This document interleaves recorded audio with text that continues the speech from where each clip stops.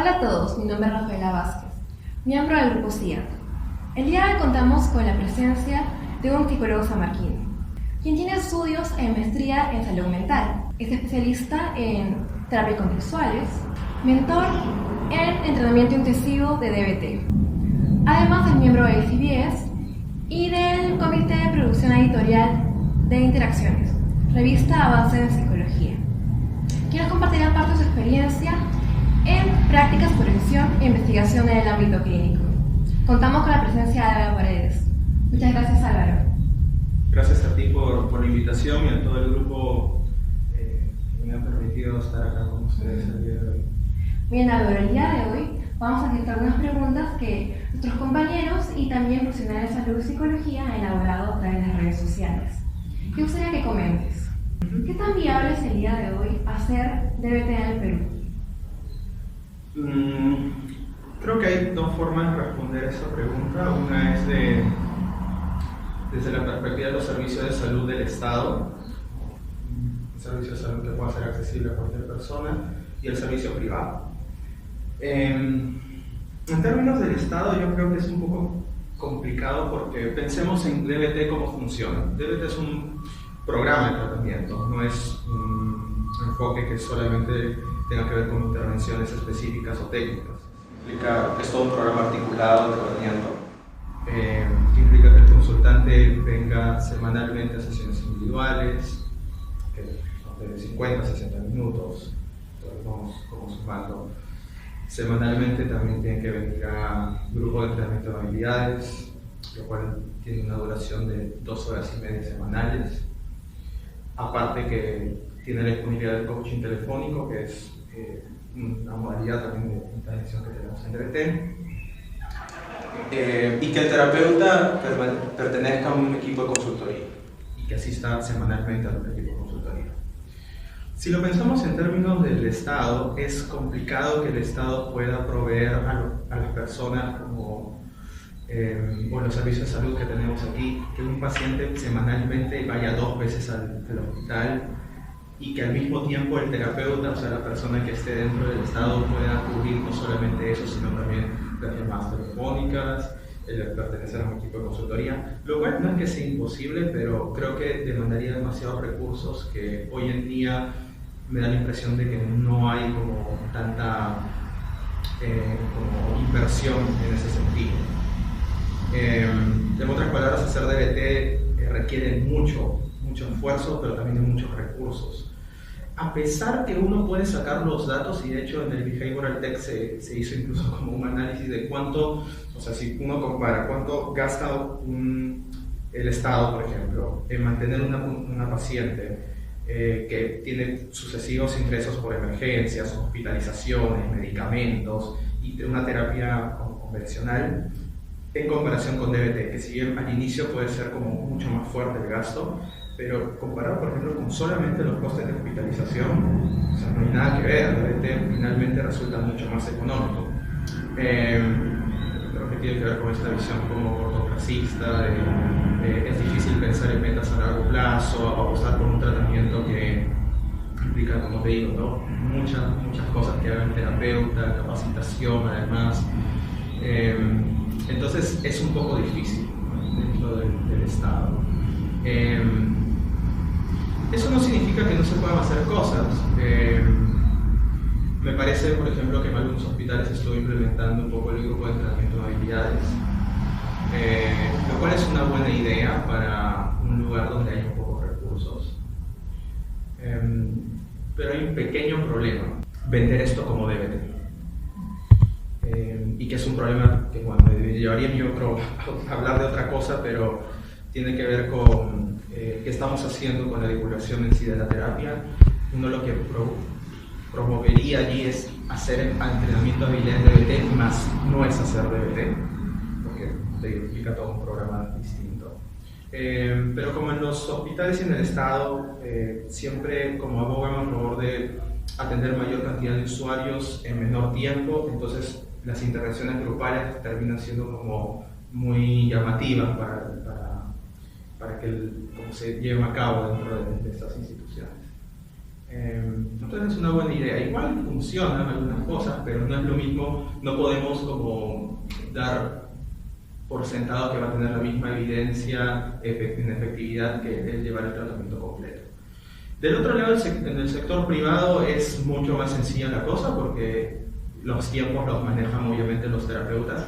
Tiene que ver también la otra parte que es el compromiso en sí de los terapeutas de poder pegarse mucho al modelo y hacer que este funcione y marche, lo cual tampoco es una tarea tan sencilla. Reunirse esto todas las semanas, que las reuniones de consultoría terminen siendo terapia para el terapeuta, es decir, que el terapeuta esté como dispuesto a poder exponerse un poco al equipo. Por ejemplo, hay cualquier cantidad de veces cuando yo doy clases relacionadas a esto, o les cuento a mis alumnos, ¿no?, de lo que yo hago, y me dicen, ¿y que tus pacientes te llaman? Y que, o sea, tú tienes que estar por ejemplo, puedes salir un viernes en la noche y tienes que salir de la reunión si es que un paciente está en crisis. Y sí, ¿no? Puede ser un poco el objetivo en sí de lo que uno trabaja, ¿no?, dentro de la terapia. Obviamente hay algunas complicaciones que puedan surgir en el camino, pero siempre es como apegarse lo más al modelo, ¿no? Entonces, igual es un reto, ¿no?, en hacer al menos una terapia basada en la evidencia como DBT, que es compleja y por eso mismo también es que está tan estructurada y tan diseñada para consultantes complejos, ¿no?, que es como se creó la terapia, sí. Definitivamente os daría falta un compromiso de parte tanto del Estado como del mismo psicólogo que trabaja. Sí, o sea, institucionalmente es complicado el asunto, yo creo que va a tomar un tiempo como que las cosas cambiaran en ese sentido. De parte de los profesionales creo que hay como un buen interés. De hecho, en el centro, por ejemplo, hay mucha gente que está muy interesada en formarse. Siempre este pequeño problemita del tener que trabajar en equipo, como siempre te vendieron la idea de la clínica de, bueno, te vas a poner tu consultorio individual y vas a atender a pacientes y haces tu Facebook, tu fanpage y te promocionas, pero no funciona así de DBT, ¿no? Yo no puedo decir que soy un terapeuta de DBT si no tengo un equipo de DBT que está ahí atrás mío y está sosteniéndome cuando yo pierdo la orientación en la terapia. Importante implementar eso. Y cambiando un poco de tema, coméntanos, ¿cómo así decidiste entrenarte en ACT? Bueno, esa era una pregunta un poco complicada y larga.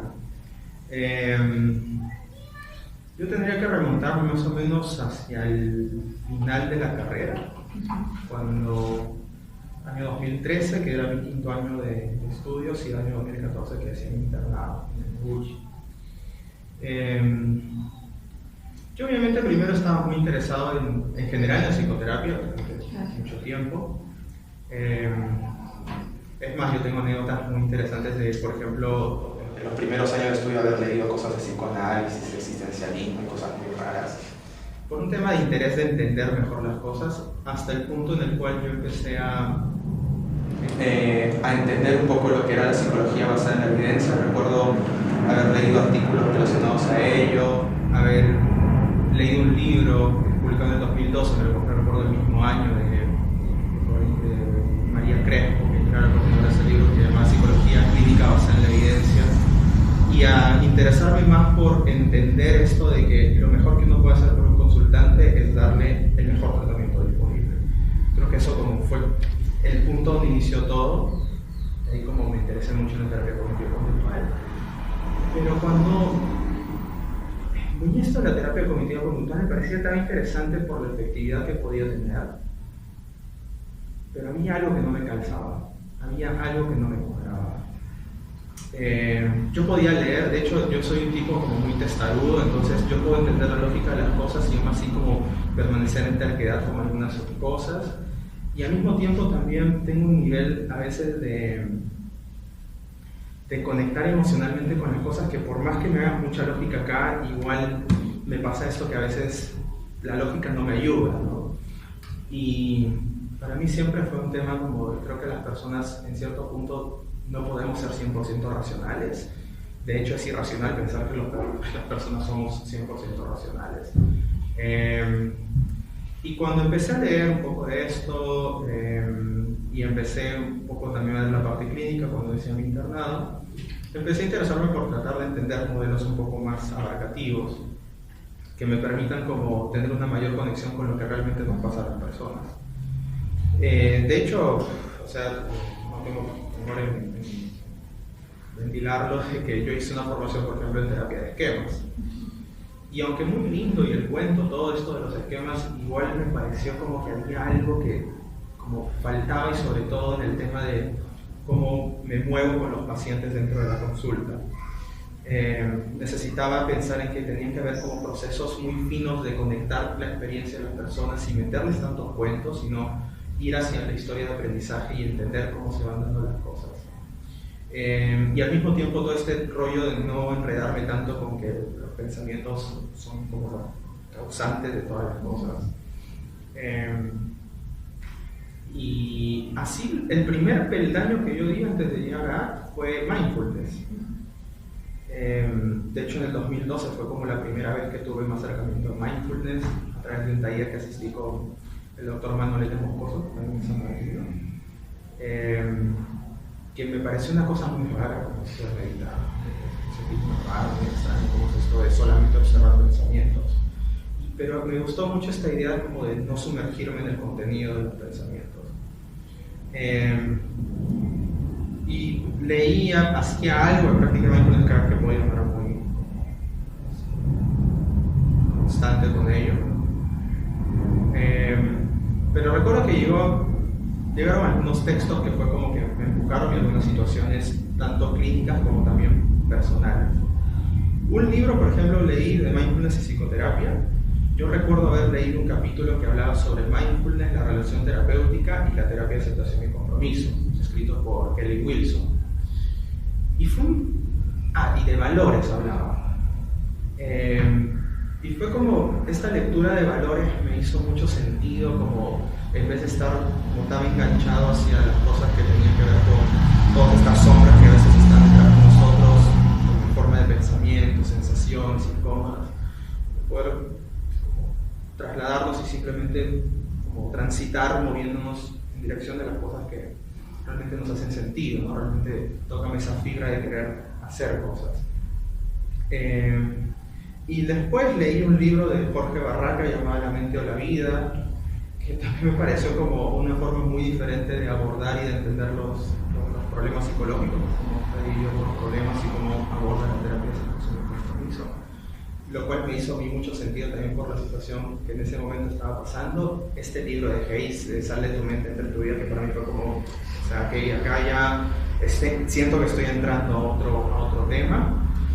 Y porque clínicamente me ocurrió que con un paciente, cuando veía en el internado que tenía trastorno obsesivo compulsivo, suelo contar esta anécdota, que yo estaba haciendo exposición con prevención de respuesta, muy ceñido a lo que va a ser.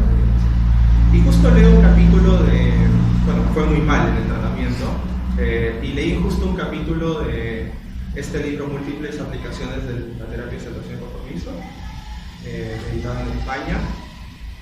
Un capítulo que hablaba sobre cómo mezclaban la terapia de exposición con prevención de respuesta con Marx, y cómo esta cuestión de los valores cobraba mucho sentido en la relación, como más allá de querer enfocarme en que la persona se sienta mejor o ya no se sienta tan ansiosa, etcétera, que pueda como saber realmente cuánto quiere seguir gastando tiempo en su vida de luchar contra esto, contra sus pensamientos, y no tanto orientarse hacia la vida que le tocaba. Y justo tenía un paciente ahí que me fue mal, regresó y cambió un poco la perspectiva, como mirar un poquito más allá de solamente la reducción del malestar. Como todo empezó a hacerme sentir, ¿no? Eso para mí fue como el inicio, fue como, ok, aquí yo siento que giro, que viro, que dejo atrás las cosas que estaba haciendo anteriormente, y año 2014 te estoy hablando, y entonces yo ya, como digo, me voy a meter mucho más de lleno a esto. Y así, ¿no? Bueno, leí toda la cuestión de entrenarse, leer un montón, hacer un montón de trabajo clínico para que esto poco a poco fuera pensando. Así fue como empezó todo.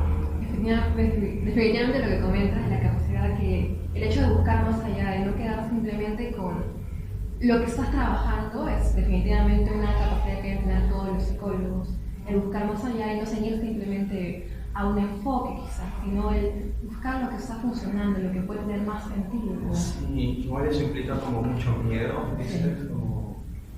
como arriesgarse, como... Claro, cuando uno está joven tal vez uno no lo piensa tanto porque uno dice, sí, ya, no importa, ¿no? Pero entiendo que para otras personas que llevan mucho más tiempo haciendo, por ejemplo, terapia cognitiva tradicional, que esto golpee y aparezca como algo nuevo, algo que como aporta más, no que aporte más, sino que un enfoque distinto que al final puede incluso potenciar cosas que uno antes trabajaba y dejar lo que uno hacía antes, cada vez es más costoso, ¿no? Pero igual, la idea, me gusta mucho pensar la idea como de curiosidad, siempre mantenerse curioso, ¿no? Que es un rol del científico, o sea, el científico siempre está como, ¿qué falta acá? Como seguir progresando, ¿no? Igual no tenemos todavía, no creo que vamos a tener como la verdad absoluta de que es lo mejor para todo, pero ese es el camino.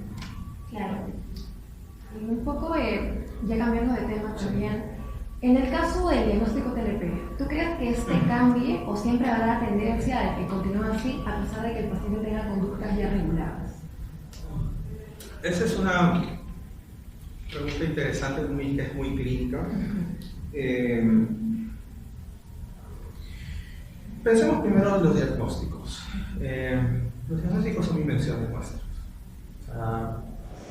Son nombres, son etiquetas, son categorías verbales que hemos creado para como encasillar cierto grupo de comportamientos que pueda aparecer en una determinada población, un determinado grupo de personas.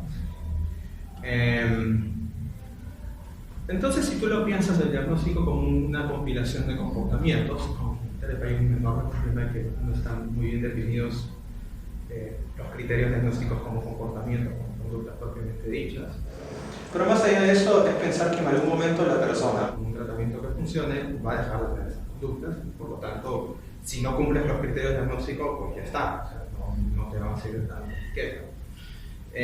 Lo cual puede ser esperanzador para una persona que como va a importar mucho esta cuestión de la etiqueta, y creo que en muchos términos sociales puede hacer eso también relevante.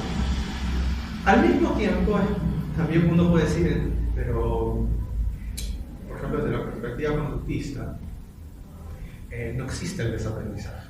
O sea, yo aprendí una conducta y ya se aprendió, o sea, si me sirvió en un momento y yo la repliqué, ya está aprendida, ya está. Que yo con el tratamiento aprenda otras conductas que reemplacen funcionalmente aquella conducta, por ejemplo, un problema, por ejemplo, como cortes, no significa que yo lo olvidé los cortes. Significa simplemente que tengo una conducta que me funciona mejor para determinados propósitos, tiene otros tipos de refuerzo, etcétera, cumple con ciertas funciones. Pero no significa que yo la conducta la olvidé, no existe como eso. Solamente fue una conducta que pasó a extinción, se reforzó diferencialmente otro tipo de conducta, o esta conducta incluso hasta pudo haber sido castigada. Eso no significa que en términos contextuales esta conducta no pueda volver a aparecer, o incluso las ganas de. Justo la semana pasada esta duda la tuvo en parte una consultante. Y yo le decía, no, mira, de aquí a 10 años puede ser que estés viajando por el mundo, tengas una familia, todas las cosas estén marchando muy bien, ya hace mucho dejaste el tratamiento. Y puede ser que en un contexto determinado, y con contexto me refiero no a ambiente, sino me refiero a situación particular en la cual la persona está metida, que tiene que ver con pensamientos que vengan, sensaciones que aparezcan, cosas que uno percibe, etc. Puede ser que en ese momento aparezca como, ¿y si me vuelvo a cortar? O si vuelvo a consumir, o si... Yo le digo, el problema no es que aparezca eso, porque yo le expliqué eso, ¿no? O sea, igual es una conducta que aprendiste, quiere decir que ese contexto es como, llama un poco a que aparezca esa conducta por una cuestión de aprendizaje. La diferencia está en la posibilidad de uno en ese momento de seguir usando otra conducta y no quedarse como nuevamente, usar cierta habilidad para no quedarse enganchado a esto, entender por qué pasa esto desde una perspectiva conductual. Yo aprendí esa conducta, es parte de mi historia de aprendizajes, y puede ser que parezcan ganas de. Eso no significa que tenga que serla necesariamente. Muy bien, quiero que me comentes un poco qué problemas has visto cuando las personas siguen a terapia de DBT. ¿Qué problemas has encontrado? ¿Te refieres a pacientes o terapeutas? A los terapeutas. Los terapeutas no se ciñen al protocolo, no.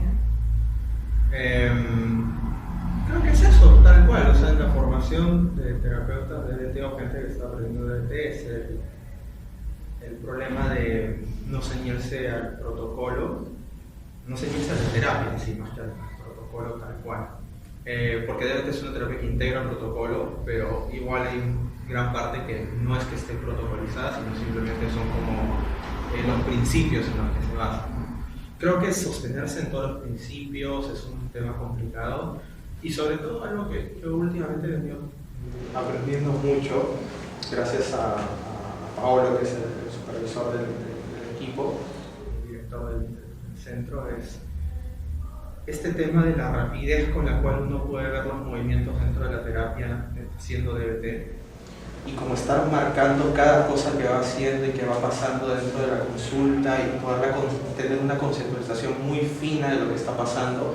Es una tarea sustancial para hacer DBT y al mismo tiempo es una tarea muy complicada porque se requiere, como te digo, tener mucha agilidad, tener mucha precisión, ¿no? DBT se caracteriza precisamente por eso, ¿no? por ir precisamente a cuál es el problema y tener herramientas efectivas que puedan ir hacia trabajar ese problema.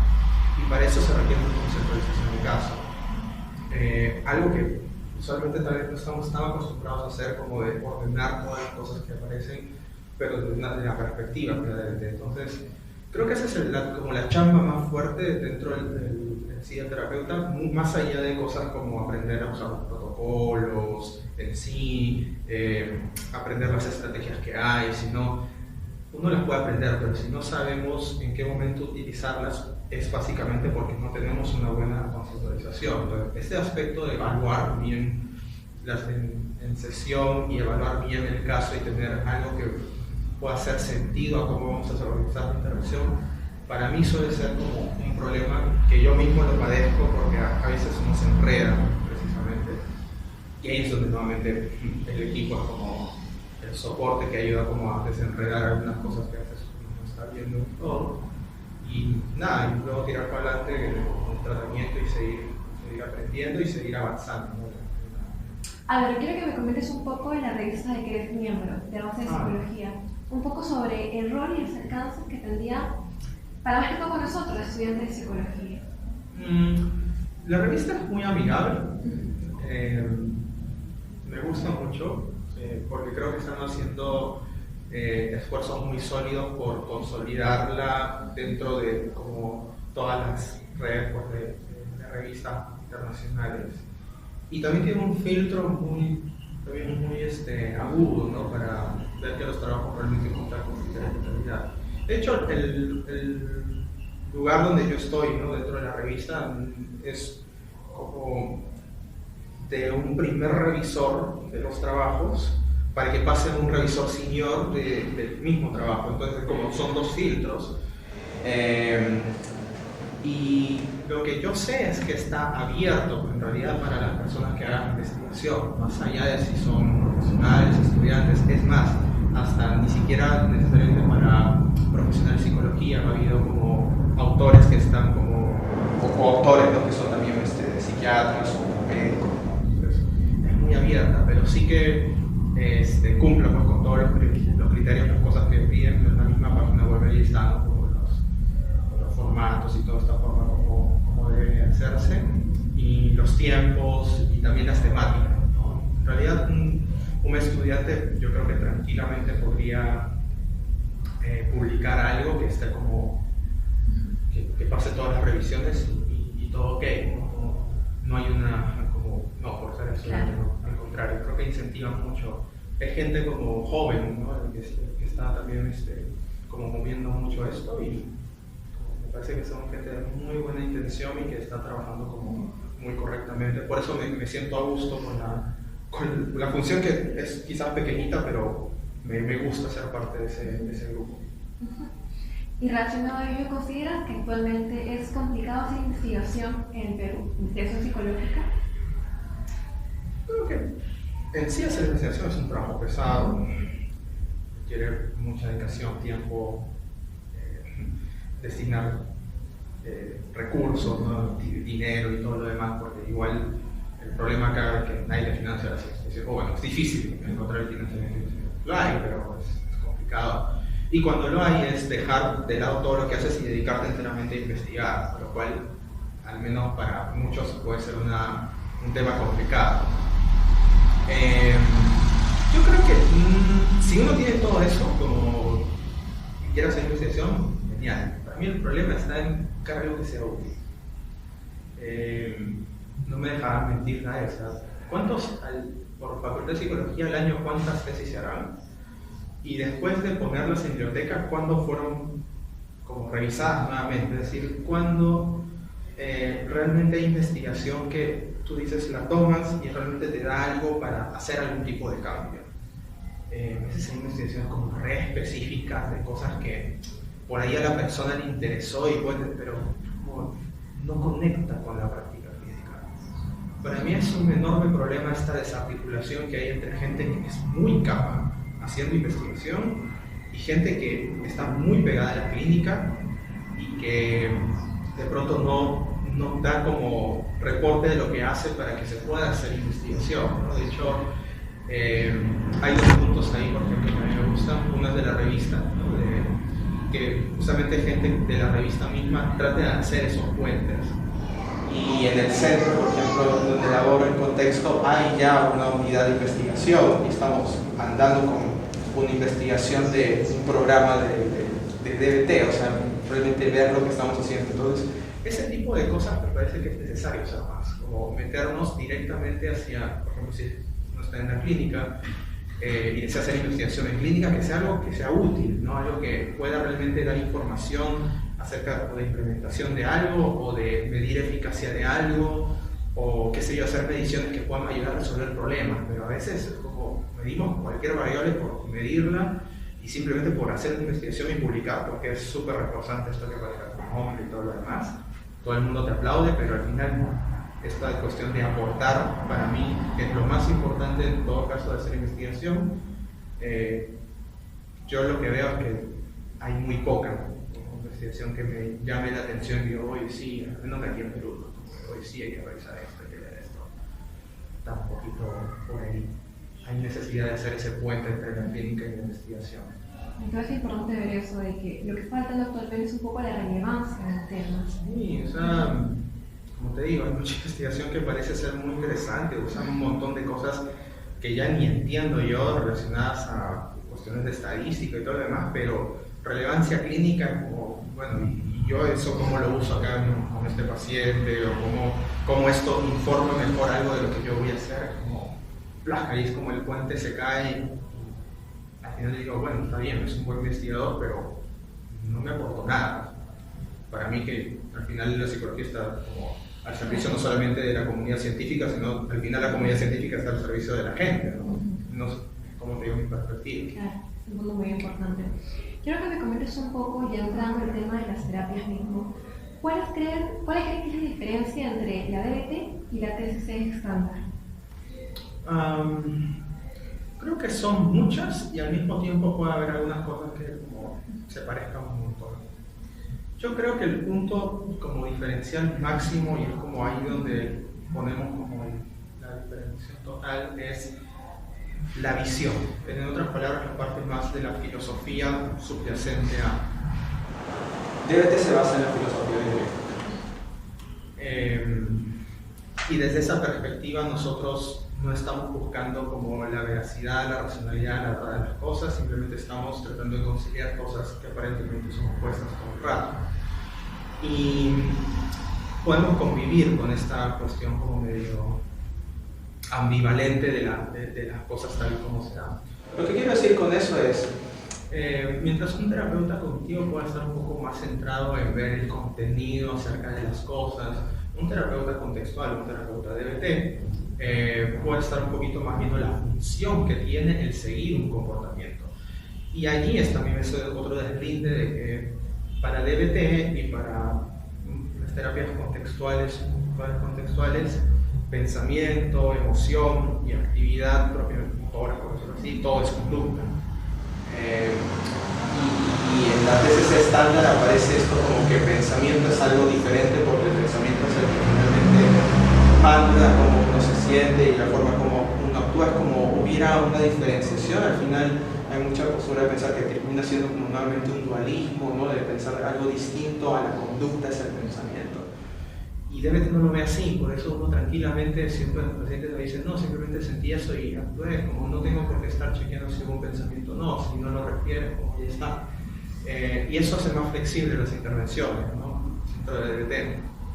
Y al mismo tiempo dentro de DBT hacemos cosas relacionadas a mucha, por ejemplo, trabajo con cogniciones, ¿no? Hay una parte de estrategias relacionadas a modificación cognitiva, donde algunas de ellas contemplan, por ejemplo, el debatir ciertos pensamientos con el consultante, y está bien. Pero siempre, nuevamente, partimos a que no es nuestra idea de que tenga que pensar más racionalmente, sino que funcionalmente hablando hay algo con respecto a este pensamiento que está atorando en la cadena de eventos y está haciendo que el consultante no obtenga la conducta que uno está esperando. Entonces, trabajamos un poquito sobre esto precisamente para desbloquear algo, o porque esto en sí está generando algún tipo de malestar y necesitamos hacer una intervención. Pero igual, ¿no? O sea, de hecho, hace poco hablaba con un terapeuta que fue al centro de Argentina y al final terminamos como decantándonos un poquito más por intervenciones más de tipo contextual, ¿no? Como más bien de, si pudieras pensar de una manera distinta, más preguntar, bueno, ¿de qué te sirve hacer esto? ¿No? Como, ¿cuánto te funciona actuar desde este pensamiento? Como una perspectiva más de buscar esta función más que quedarnos solamente en el contenido en sí, ¿no? Como enredarnos, más bien verlo como relación, ¿no? Entre las conductas de la persona que tiene el pensamiento y hacer también la conducta. Entonces, esta perspectiva funcional es lo que un poco diferencia la DBT de la TCC. Yo creería que sí, yo afirmaría por decir que la perspectiva funcional, conductual funcional es como la raíz desde la que parte todo eso, aparte de la filosofía misma dialéctica que no la tiene la terapia cognitiva conductual. Bien, Marcha también nos comenta de que Milon es un autor que también habla de una teoría parecida a la biosocial. Quiero que me comentes qué diferencias hay entre estos autores. Milon, bueno, un poquito más antiguo que Marcha. Marcha misma lo cita él dentro de las personas que defienden un modelo o adoptan un modelo más biosocial para entender los problemas. De hecho, si mal no recuerdo, Marcha en realidad como no hace una distinción mayor. Lo que sí, y es muy cierto también, si mal no recuerdo lo que menciona Marcha, es que Milon hizo una teoría general para explicar cómo esta cuestión de la vulnerabilidad, ¿no? Como esta cuestión ambiental, termina generando en diferentes niveles como trastornos de la personalidad, como hace la gama Milon de todos los trastornos de la personalidad. Marcha hizo una categorización del TLP, tal cual, y describió patrones conductuales que se dan dentro del TLP a partir de justamente esta transacción entre la vulnerabilidad biológica y el ambiente variable.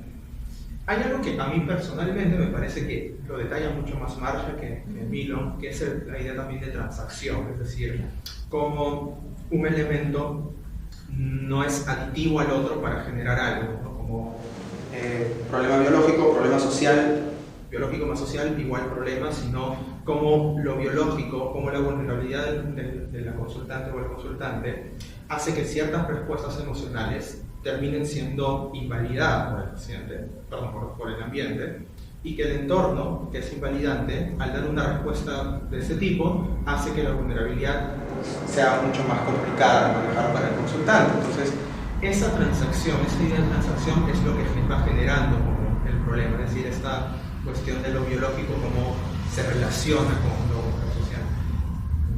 Yo creo que Milon lo menciona, pero no le da tanto ese énfasis que para Marcha y dentro de DBT es tan crucial entender la idea de transacción, porque todo el rato está como las cosas están transaccionando, ¿no? Entre el organismo en sí mismo, con el entorno, siempre se está dando ese cruce y que va haciendo cambiar las respuestas conductuales de la otra persona. Entonces, ese modelo como tan vivo que pues, incluso está pasando acá entre nosotros, yo creo que Milon no lo pone como tal, más bien lo hace como una forma que le ayuda a clasificar trastornos de la personalidad.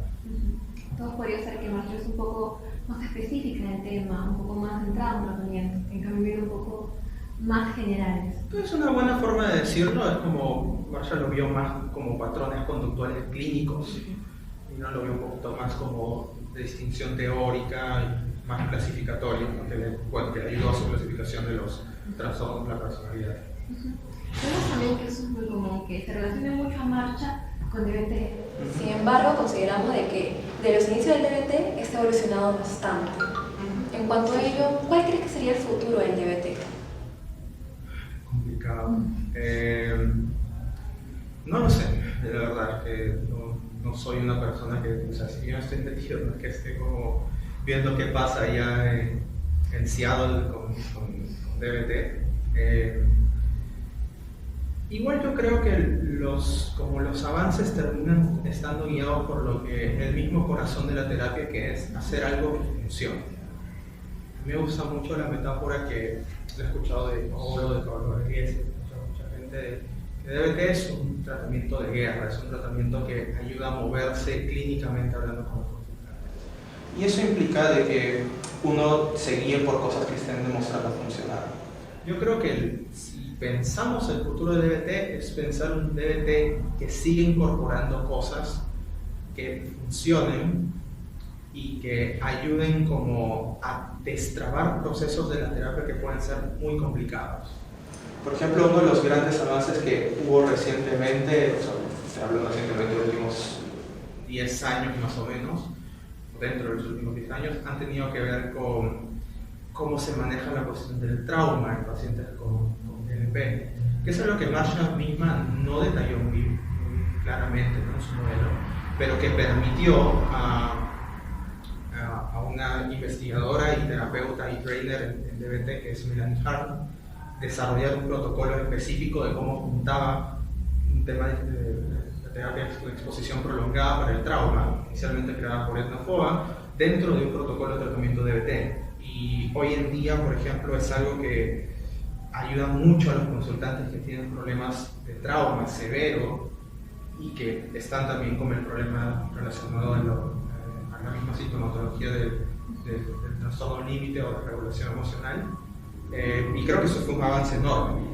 Igual al mismo tiempo hay muchas cosas dentro del tratamiento de trauma que en el centro, por ejemplo, ahorita estamos como con la cabeza hecha trizas de pensar en 1000 cosas que aún no podemos resolver de consultantes con problemas asociados al trauma y que nos invita como a seguir viendo qué más hay, qué nos dice la investigación, qué como sutilezas hay con respecto a pacientes con trauma, con disociación, personalidades múltiples, todo eso que creo que hay muy poco escrito, al menos de ese campo, hablando del trauma. Yo personalmente me siento aún ignorante también en el campo porque siento como que hay muchas cosas por entender más respecto al estrés postraumático y nada, yo creo que DBT debe guiarse siempre por esto, de si tenemos algo que funciona mejor, más breve y es coherente con el modelo, con nuestra filosofía, que al final sigue siendo muy pragmática, entonces vale, o sea, está bien, tenemos que aprender, usarlo y seguir avanzando, ¿no? Otros desarrollos que ha habido recientemente, por ejemplo, Radical Openness de DBT, que es para trastornos de personalidad como del otro extremo, de patrones más rígidos, más que desregulados, ¿no? Para patrones narcisistas, para personalidades medio esquizoides, entonces es también, ¿no? Algo que todavía está botando algo de evidencia, pero seguimos moviéndonos al final de mantener los principios, pero hacer cosas que funcionen mejor para la población a la cual aún no hemos podido llegar. Porque eso es para mí, ¿no? Más que todo el tema de investigación y continuar trabajando con el que sea más funcional. Exacto. Muy bien. También en cuanto al tema de investigación, queríamos saber si conoces si ha habido avances o investigaciones en vulnerabilidad emocional, porque según algunos investigadores que comentan, es de que Marsha comenta un poco como que está segura de esto, pero las pruebas no han sido tan avanzadas, no hay tantas pruebas respecto a ello. Yo pensaría que siempre hubo las pruebas.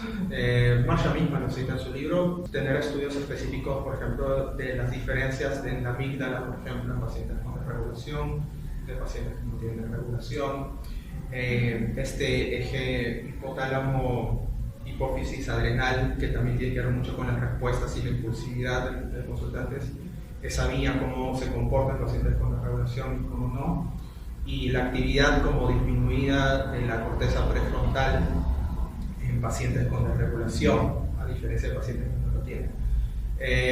Para mí esas son como tres características muy propias y muy como nucleares, al menos dentro de la parte de la vulnerabilidad, al menos, como te digo, desde la investigación más de corte biológico, ¿no?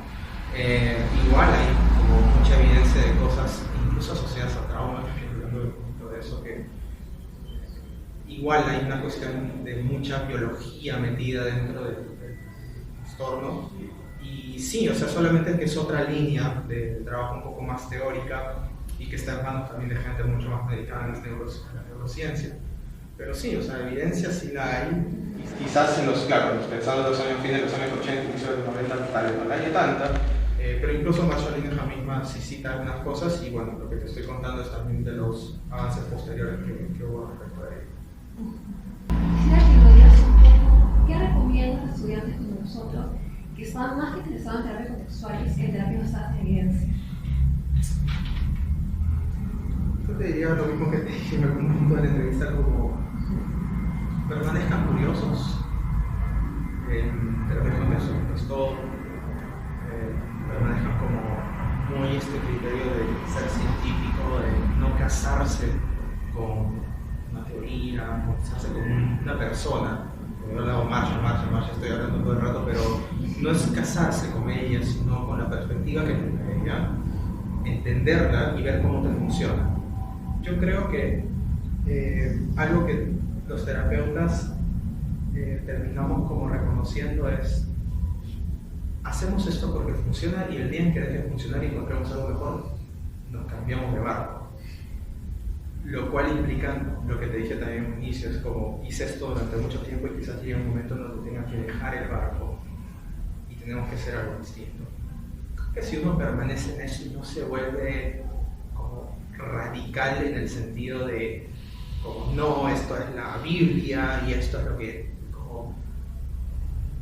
Yo creo que en ese punto uno puede terminar perdiendo este interés genuino de seguir aprendiendo, quedarse como muy a su lado de esto. Yo lamentablemente lo he visto mucho en estudiantes que luego se hicieron profesionales y hoy en día ejercen y pueden hacer muy bien el trabajo, pero esa cuestión medio rígida a mí me asusta personalmente.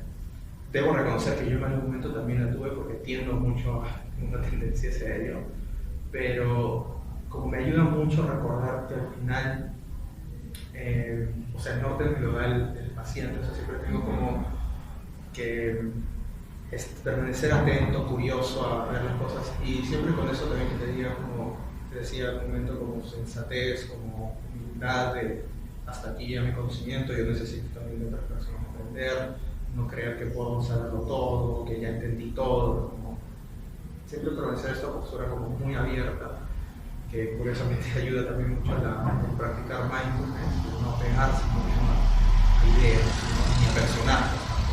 Creo que a veces puede pasar.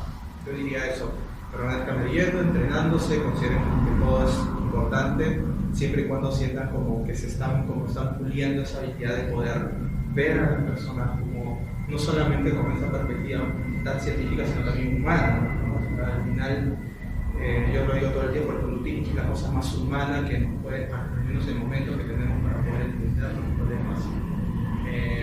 Y aún al mismo tiempo hay otras cosas que también necesitamos tener otras ópticas, probablemente lo de la teoría social en sí misma, la dialéctica, son cosas que suman principios para poder entender la realidad y no podemos solamente casarnos con uno. Necesitamos tener una perspectiva amplia acerca de las cosas, pero siempre como enmarcándonos en necesitamos probar las cosas que estamos haciendo, precisamente porque la única manera de cuidar a nuestros tiene que ver para mí con decirles hasta el momento esto es lo mejor que hay y esto es lo que te quiero brindar, y no es porque a mí me gustó, porque a mí me pareció, o porque me dijeron, o porque con otra persona me funcionó, sino yo confío en esto porque hay mucha investigación, mucha cosa que soporta esto que te estoy diciendo y eso es lo que yo te ofrezco. Creo que esa es la mejor manera de cuidarse a uno como profesional y también cuidar a los consultantes, que para mí al menos son lo más importante y siempre lo sigo. Muchas gracias, Álvaro. Realmente esperamos que todos los que hayan visto esta entrevista puedan tener una perspectiva más flexible en lo que es la psicología y el trabajo. Gracias. No, gracias a ti.